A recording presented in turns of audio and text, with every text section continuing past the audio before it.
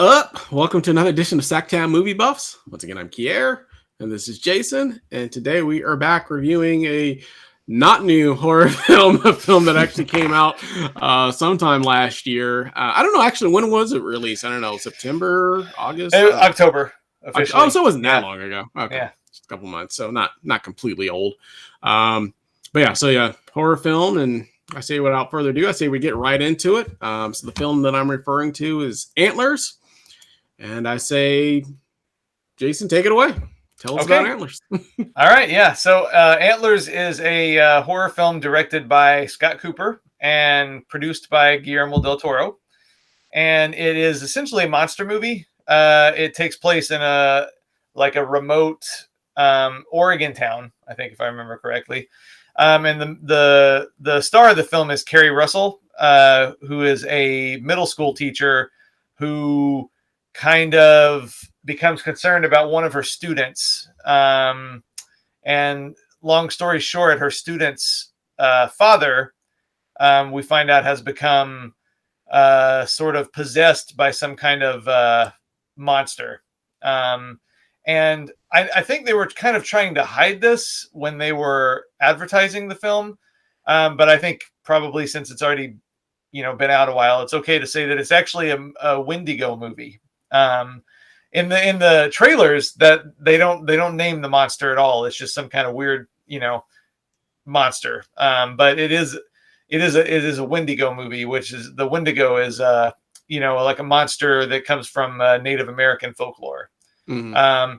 And I'm not really sure why they were trying to hide that, because that would have made me actually want to see it a little more, I think, because you get werewolf movies, vampire movies, you don't very often get a Wendigo movie. So I would have been stoked about that. And I still was. I don't know that I've ever seen a Wendigo movie before, so I don't think that it's very popular. Yeah, I mean, there's a couple. Yeah. It just doesn't get, it's not like, as it's not like zombies, you get 25 zombie movies a year, but anyway. Yeah. But I think first of all, before I go into my feelings on the movie, I wanted to say that I had a cool experience seeing this for the first time, because I actually was lucky enough to be present for the world premiere, not just the local premiere, but the world premiere of this movie, because the world premiere was part of Beyond Fest, which is a film festival that takes place in the LA area, primarily Hollywood, around every September. And I'm usually down in LA sometime in September for Monsterpalooza, the horror movie convention I go to.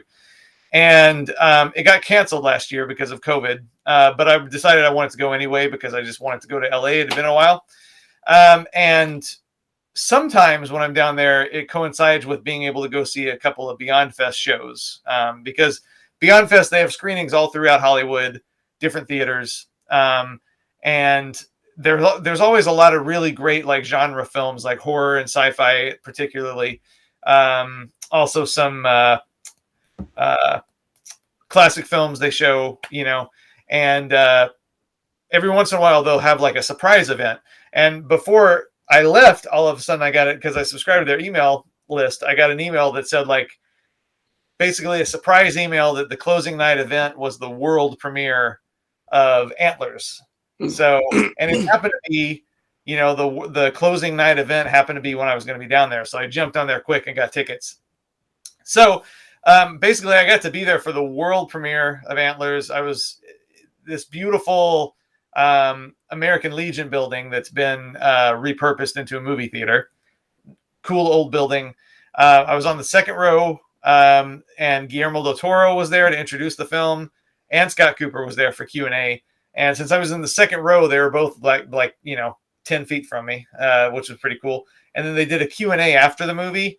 So anyway, just a little, it was a really cool experience to see this. Yeah. I've been to some premieres, local premieres, couple, but never. And I've been to some test screenings, press screenings, stuff like that every once in a while. But this was the first time, to my knowledge, I've been to a world premiere, as in it's the first time it's showing anywhere in the world. That's pretty cool. What I assume it means anyway. It was cool. It was cool. So as for the movie, I liked it. I can't say I loved it, but I liked it.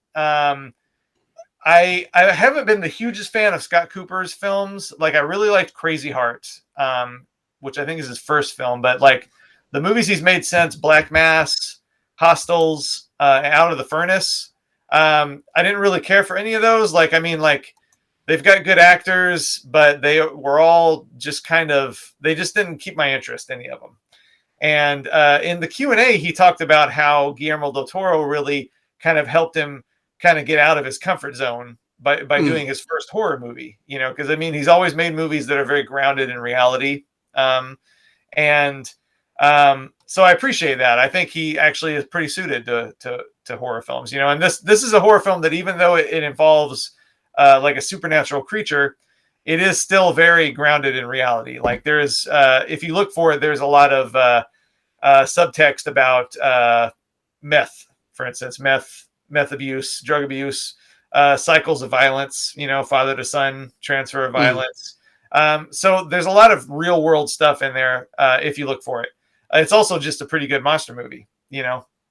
So, however, one thing I can say, like, you know, like one thing, like if Scott Cooper like really wanted to get out of his comfort zone, I would say he should do a comedy, because the one thing in all 5 of his films I've noticed is that like there's like zero levity. Like there's all 5 of them are like just really depressing, serious movies, and I don't think a single person cracks a smile in any 5 of his movies. So like if he really wants to get out of the comfort zone, maybe do a comedy or something. But I did probably like this more than the other ones. I mean, like you know, I lean toward horror anyway, so that's not too surprising. But anyway, it wasn't like the greatest thing I'd ever seen, but it was a fun experience to see this at the world premiere, and it was a pretty good monster movie. I thought Kara Russell was good. Jesse Plemons, again, we just got finished talking about The Power of the Dog. The effects are good. You know, I like a good Wendigo movie because they hardly ever get made. But yeah, I liked it. I can't say I loved it, but I liked it. How about you? Cool. Yeah, I liked it. I didn't love it either. I did like it though overall. And probably some of the reasons I didn't love it maybe because it was so. I don't mind a serious horror film, but it just wasn't. I mean, it's, you know, because the film is also, you said Kerry Russell, but also the other star is the kid as well. The boy is probably even more so the bigger star, and it's just kind of just so grim, his life. You know what I mean? Like he's just they're already, you know, parents or druggies or whatever they are. They're you know, kind of live off the grid. They're kind of, you know, oaky, scummy kind of people for the most part. You know, and then, you know, this happens, and then, you know, there's some things that happen with his brother, and so it just wasn't any like fun to it. You know what I mean? Like it just kind of, you know, and so I tend to prefer horror films that are, I don't mind if they're super scary, and this one's not crazy scary. It's just, they're just, like you said, there's just no humor to it. There's just nothing. There's nothing to get jazzed about. You know what I mean? Because, you know, no matter how the situation was going to end, it's still grim. You know what I mean? So, you know, so it's still really, really grim.